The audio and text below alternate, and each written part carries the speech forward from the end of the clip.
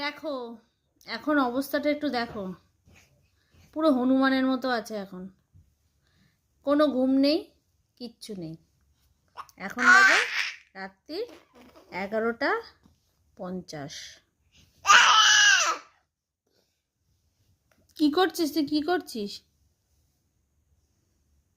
তো ঘুম পেয়েছে, ঘুম পেয়েছে, তো ঘুম পেয়েছে, বল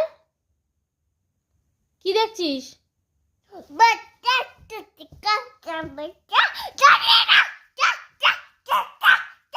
দেখো অবস্থাটা দেখো একটু।